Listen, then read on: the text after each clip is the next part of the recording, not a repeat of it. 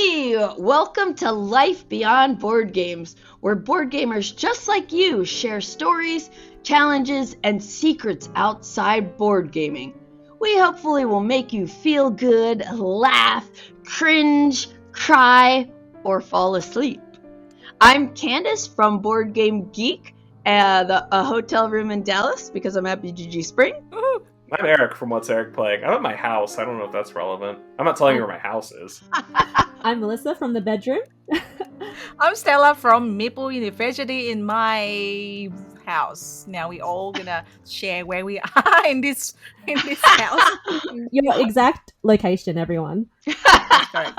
Do you want to just have us pretend to share our location and then you can just bleep it out? No, we're going to put a GPS pin in this episode. Yeah, like my exact address is beep. Anyways, I can only put one, so I put Eric's. Oh no! It's very relevant because today we're talking about virtual game nights and playing board games online, which is a way that we can play games with people all around the world. Through board games and different platforms and apps. It's so many that you can choose from, right? Yeah. Yes. For me, I don't play online that much, but I really like Board Game Arena and how many games are now available on there. Like during the pandemic, I played countless games of Can't Stop with my mom, and I still occasionally have virtual game nights with her because she lives across the country from me. I believe you. You are on Board Game Arena and not much. I had to knock on your door to do your turn, Candice. Oh yeah, we were playing Gizmos.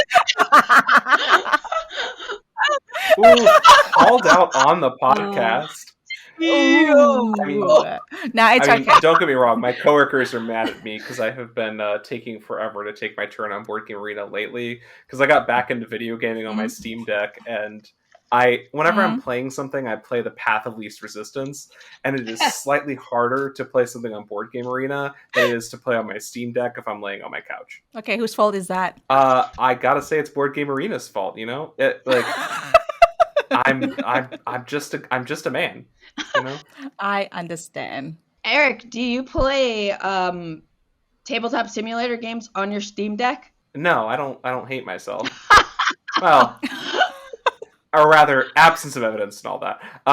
Yes. I like the other ways to play games. What is it? Yukata.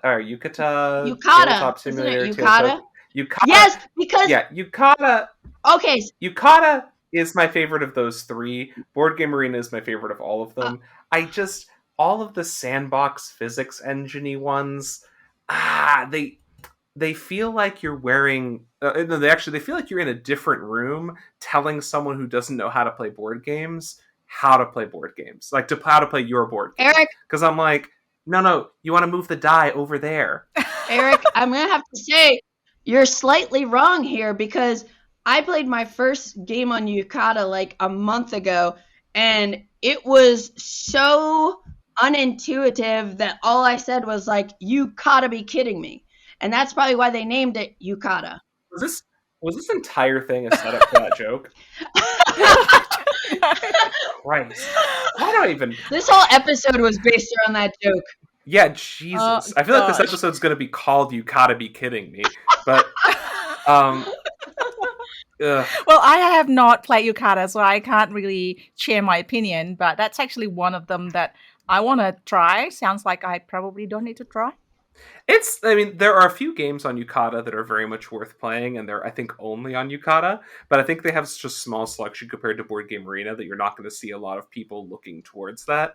Tabletop Simulator has the advantage of anything can be uploaded on there.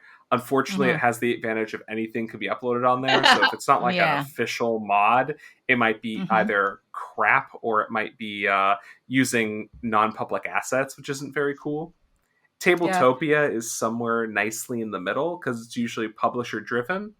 And then Board Game Arena, they have to actually write all the interactions so you can actually play the game. But it is the easiest to learn. A lot of my plays these days are trying to pass the Board Game Arena test, which is, can I not read the rules at all, play the game by just clicking buttons and still have a relatively good time. That's the way I won Clans of Caledonia. My only game of Clans of That's what- Caledonia. I went in blind and played with a friend during the pandemic and crushed it. I'm still losing My Dead gosh. Cells, baby. Well, the other two is brettspielwelt.de, so Brettspielwelt, I don't know how to pronounce it properly, and Boytejux. I don't know if I haven't tried personally any of those, but certainly the ones that Eric mentioned are the popular one. That the ones that's more well-known ones, probably they put more effort in marketing and probably in English. The other ones don't seem like they're in English. And clearly, Yeah, Tabletop Simulator also had a really impressive run for a hot minute where they were having a lot of trouble with like global chat. Like Right. the global chat was just a thing that was open all the time, and it was just some people online being like, "Where can I put all my slurs?" And they tamped that down pretty significantly, but I'm not sure how much that has helped with like brand damage stuff, which is a bummer. Mm-hmm. But Yeah. I will say Tabletop Simulator has one thing that sets it both apart from and above every single other online board game solution on the market. the table flip. And it's that you can right click. No, Oh. no, that annoys me. You can right click someone else's pieces during the game and adjust the size of them. So if you just want to mess with someone while it's not your turn, you can just pop, pop, pop, pop, pop, pop, pop, pop, pop, and now one of their meeples is too big. I have to. So that's passive aggressive, basically. Oh, it's incredible. I have to chime in here for the historical board gamers. There is an awesome website called Rally the Troops that started at some point, and a lot of like GMT games and war games are on Vassal. Vassal is very like it's kind of antiquated, but like it works. It's almost like Yukata. Does he know you're saying that? Ba-dum-psh. That's good.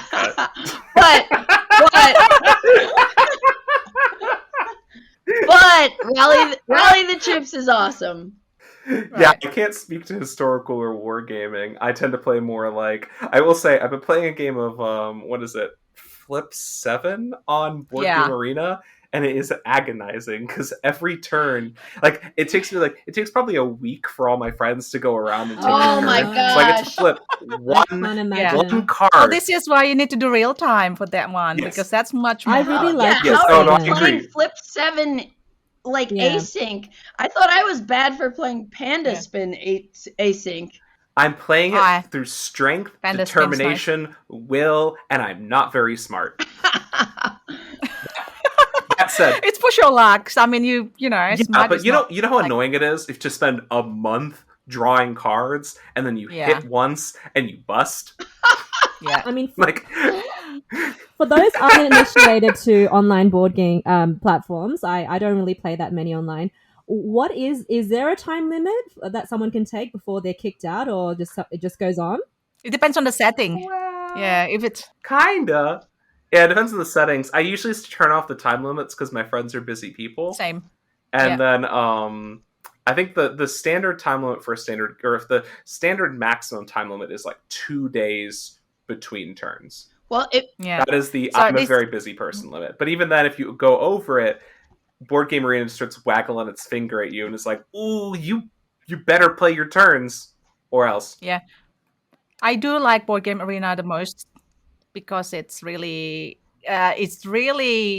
rules in what do you call it? enforce. Rules are embedded in it, so you can't do the wrong thing, so you can't cheat.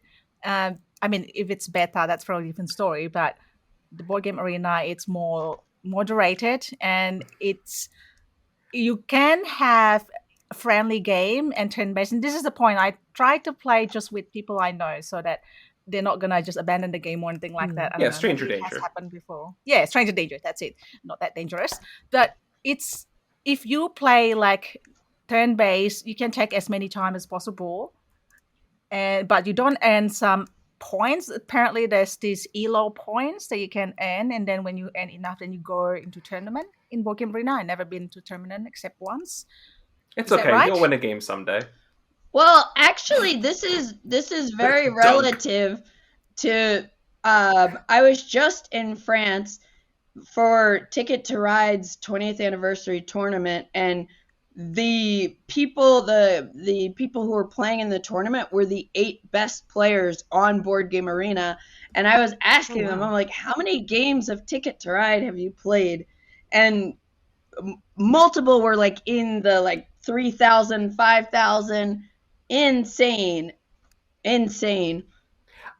I do love talking to people who only play like one game. I think that's fascinating. Yeah. I did get an interview request on BGG because I was at the time the person with the most logged plays of the original Burgle Bros. Oh. Yeah, apparently I have like 300 or 400 logged plays of Burgle Bros now. Wow. Who was trying to interview you about that? I don't know. Some person apparently just like goes through games, looks to see who has the most log plays, and then reaches out to just talk to them about the game. And I'm like, that's actually a fun angle because that is interesting. Yeah. And I guess I've played more Burgle Bros than anyone else who logs their plays. And he asked me the question of like, so how often do you change characters? And I was like, oh, I haven't in like the last 300 games. I've just been playing the same character. Are people playing multiple or simultaneous games at the same time of the same game or different games? Oh, absolutely. Yeah. I had Absolutely. like It's there was a gen-based. time where I had like I think 5 or 6 open tables of the Guild of Merchant Explorers at the same time. Oh, I wow. was living. Wow.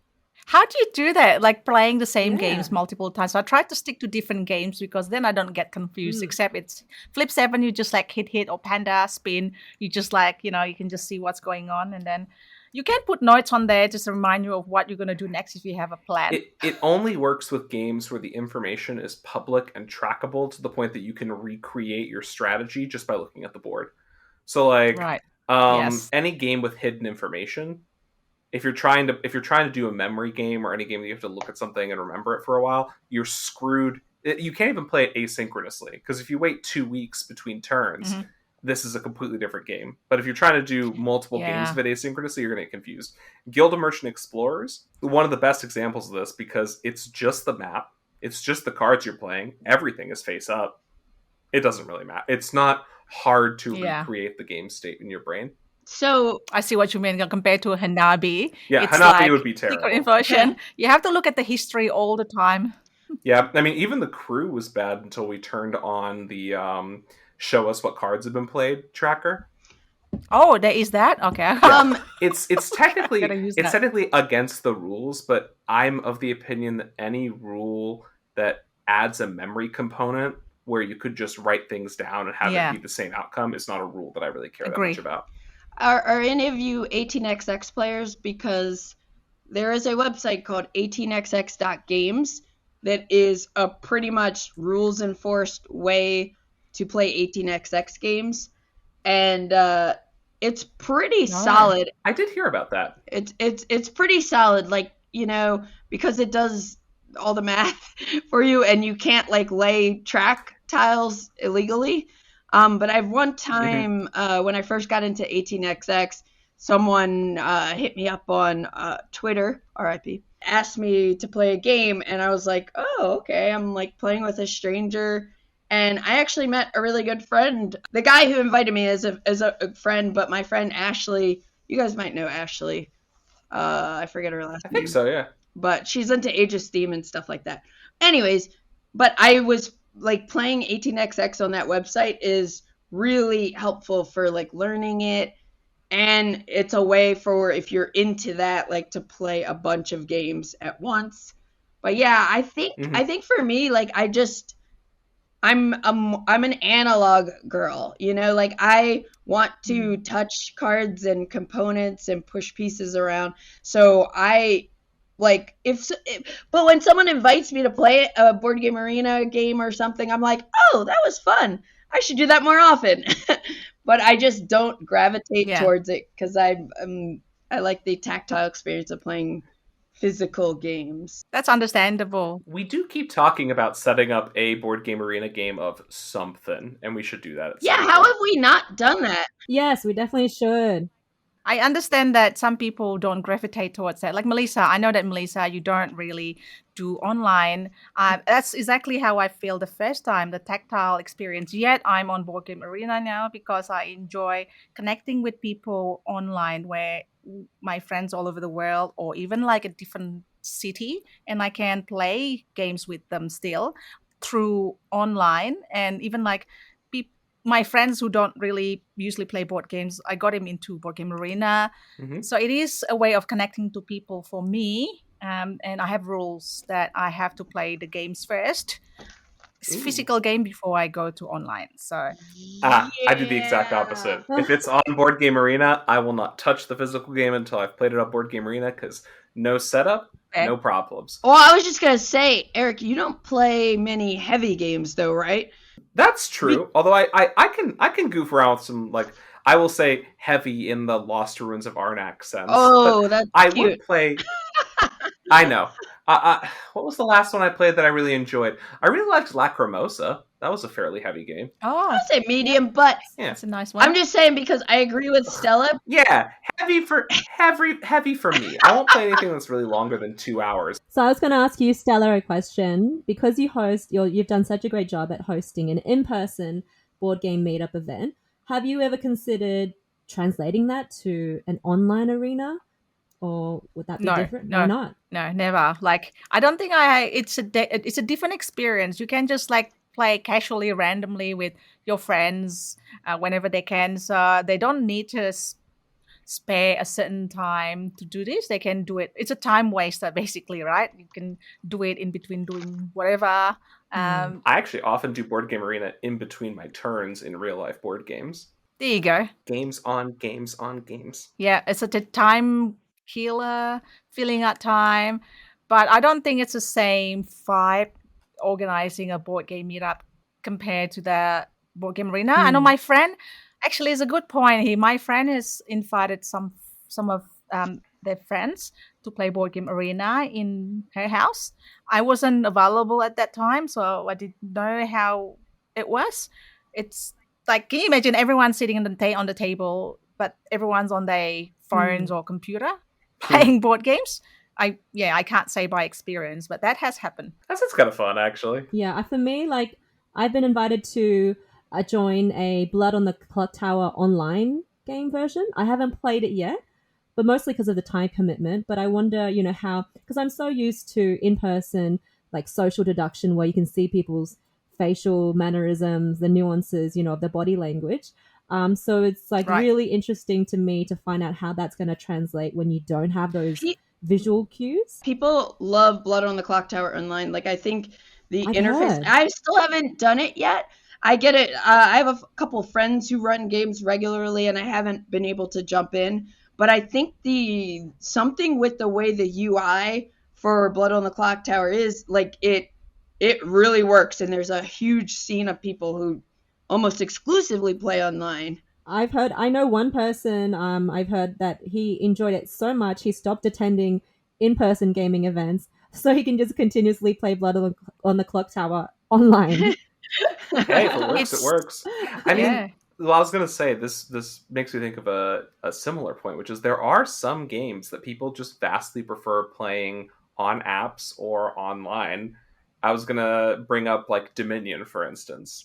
Like, if you've got like 15 different dominions and expansions, you don't want to go through all those boxes looking for things, set up these kingdoms.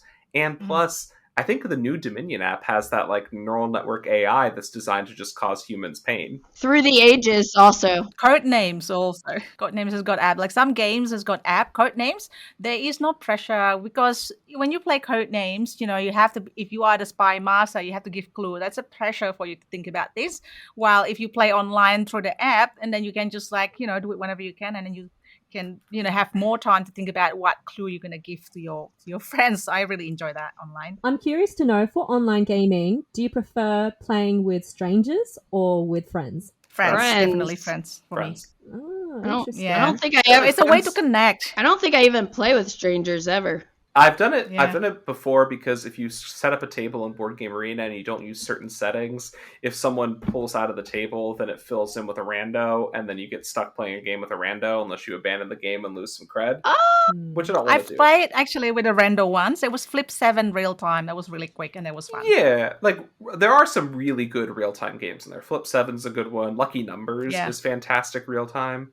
Maybe Nim 6 also. Is that called Nim 6? Six Nim? Six Nim. Thank Thank you. Yeah. I played Flesh and Blood online with strangers now that I think about it. It's a trading card game. Very awesome, but Interesting. yeah, but I have done that just to kind of like practice my deck. And but I mostly, if I'm gonna play, it's with friends. Yeah. I had more to say about the fact that you were saying like you like to play the physical board game before you play the digital one, and I agree, like especially again if depending on the weight of the game, because I played Madeira online with people for the first time, and I think I tried to like read the rules, and it was a train wreck for me. Like I couldn't, it's like sure I'm clicking stuff, but I need to, for games like that, I need to play it on the table, and then after that, then we can play digitally. But agree. All right, that's my last thought. Sure, that's fair. Is there a certain etiquette when you play online compared to in person?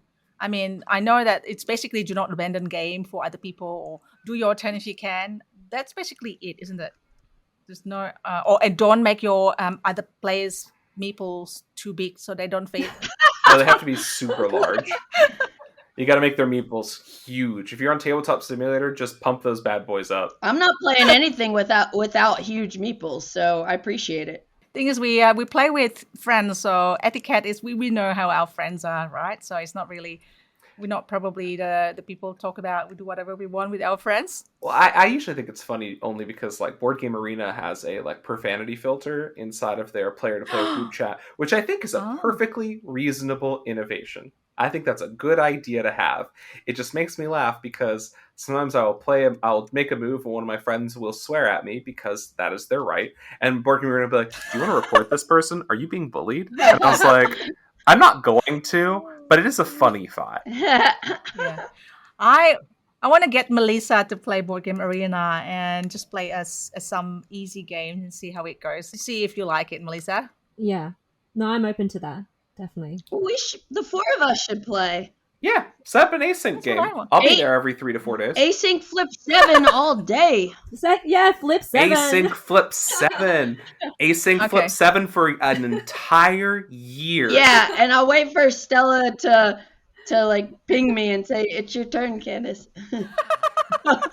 It's been 2 weeks, Candace. Flip 1 card. It's okay. This is why turn-based exists, and there's no penalty whatsoever. That's okay. Flip 7. It'll probably take a month to play Flip 7 between the four of us. That's okay. We have to do it and report back now. Oh God.